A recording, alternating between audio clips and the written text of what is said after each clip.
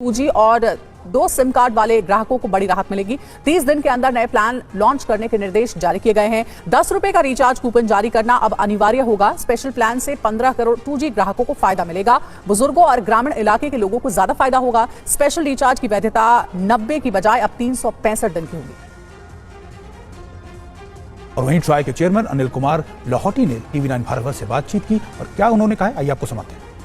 जो tariff order वाली बात है उसमें क्या इनिशिएटिव्स लिए गए हैं उसके बारे में हमें बताएं। हमारे देश में ऐसे बहुत सारे टेलीकॉम सब्सक्राइबर्स हैं जिनके पास में स्मार्टफोन नहीं है और फीचर फ़ोन का वो उपयोग करते हैं जिसमें डेटा का उपयोग नहीं है, और कई ऐसे भी सब्सक्राइबर्स हैं जो कि स्मार्टफोन यूज़ करने में अपने आप को कंफर्टेबल महसूस नहीं करते। तो इन सब की एक आवश्यकता थी कि इनको ऐसे स्पेशल टैरिफ वाउचर्स मिलें जिसमें कि केवल वॉइस और SMS हो, क्योंकि डेटा की इन आवश्यकता नहीं थी।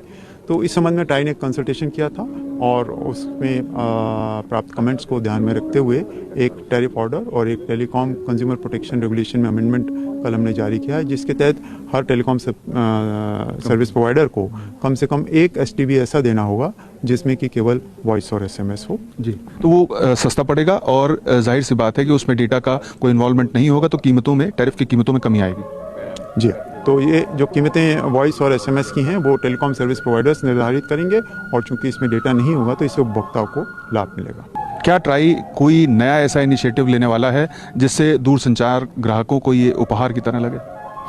ट्राई पूरे वर्ष से ट्राई जो भी इनिशिएटिव लेता है वो पूरे साल हम लोग एक नया इनिशिएटिव लेते हैं, और जो दूरसंचार ऐसा क्षेत्र है जिसमें हर दिन नया हो रहा है और हम एक साल का इंतजार नहीं कर सकते। वहीं ई-कॉमर्स कंपनीज के फ्रॉड पर भी अब सरकार सख्त हो गई है। ई-कॉमर्स कंपनियों के डार्क पैटर्न की पहचान अब आसान हो गई है। धोखाधड़ी के लिए जागृति डैशबोर्ड और AI हेल्पलाइन लॉन्च की गई है। डार्क पैटर्न के लिए सरकार का जागो ग्राहक जागो ऐप भी लॉन्च हुआ है। जागृति ऐप से किसी भी पोर्टल के डार्क पैटर्न को स्कैन करना संभव होगा।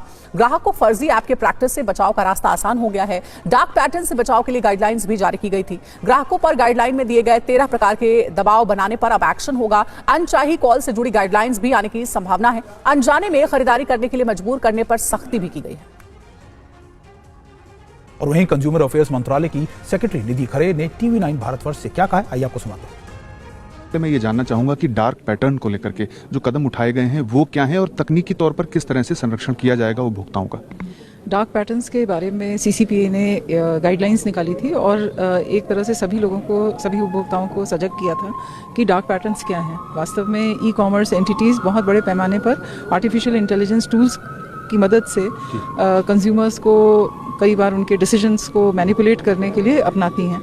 फिर इसके बाद ये ये चर्चा हुई कि ठीक है, लोग सजग भी हो जाएंगे तो फिर किस प्रकार से शिकायतें करें। तो इसके लिए एक डार्क पैटर्न बस्टर हैकेथॉन करके एक चालू किया गया, और जिसमें तमाम सारे जो हमारे टेक्निकल क्षेत्र के जो बच्चे हैं उन सबको इन्वॉल्व किया गया IIT BHU की लीडरशिप में, और उनके द्वारा ये 3 चीज़ें आज जिसका लॉन्च हुआ है, चाहे वो जागो ग्राहक जागो ऐप है या जागृति ऐप या फिर जागृति डैशबोर्ड, कि आर्टिफिशियल इंटेलिजेंस का भी अब उपयोग उपभोक्ता मंत्रालय द्वारा किया जाएगा, ताकि जो आकर्षण के लिए, उपभोक्ताओं को आकर्षित करने के लिए ई-कॉमर्स कंपनियां आमतौर पर कई बार ऐसे प्रयोग करती हैं, ऐसे खेल करती हैं, उनको जानने के लिए और उनको पूरी तरह से रोक लगाने के लिए AI इनेबल जो किया गया है वो क्या है, मैम उसको बताइए। देखिए, जो नेशनल कंज्यूमर हेल्पलाइन है 1915, इसको भी हम आर्टिफिशियल इंटेलिजेंस टूल्स के माध्यम से और सुदृढ़ कर रहे हैं ताकि हम अधिक से अधिक शिकायतों को ले सकें, और उपभोक्ता जो है वो आधी अधूरी जो शिकायतें देता था और जिसके कारण उसकी शिकायतों का निवारण नहीं हो पाता था,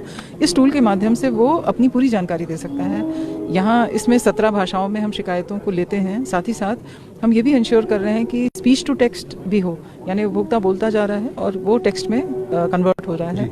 इससे हम अपनी शिकायतों का जो नंबर है वो और अधिक ले जाना चाहते हैं। तो जैसे हमने पिछले 2 वर्षों में हमने डबल किया, यानी कहीं पर हमारे पास एक समय 60,000 शिकायतें आती थी, आज 1 लाख से भी ऊपर शिकायतें आ रही हैं। तो अब हम इस नंबर को और अधिक ले जाना चाहते हैं। एक अंतिम सवाल मैं आपसे करना चाहूँगा कि जो उपभोक्ता न्यायालय हैं उनमें बड़े पैमाने पर केसेस पेंडिंग हैं, और इनके जो निपटारे हैं उनमें तेज़ी लाने के लिए मंत्रालय किस तरह से कदम उठा रहा है और या क्या इनिशिएटिव्स लिए जा रहे हैं? तो इसमें भी हम लोगों ने एक तो जो जस्टिस है उसको डिजिटल एक्सेस के माध्यम से हम कैसे तेज़ करें, हम इनएक्सपेंसिव और स्पीडी जस्टिस के को हम देना चाहते हैं, तो हम जो कंज्यूमर कमीशंस हैं उनमें भी हम वर्चुअल हियरिंग का प्रावधान ला रहे हैं और हम उसे भी डिजिटाइज कर रहे हैं ताकि कहीं से भी बैठ करके 24 घंटे 365 दिन कोई भी उपभोक्ता किसी भी कंज्यूमर कमीशन में अपने आप को मतलब अपनी जो वाद है वो उसको दाखिल करा सकता है। कब तक शुरू होगा मैम? उसका निवारण भी जल्दी से जल्दी हो सकता है। कब तक शुरू होगा मैम? तो ये जो ई जागृति और ई दाखिल का जो इंटीग्रेशन है, ये this is work in progress और हम समझते हैं कि अगले महीने तक हम लोग इस पर अच्छा, नए साल में ये तोहफा उपभोक्ताओं को दिया जाएगा।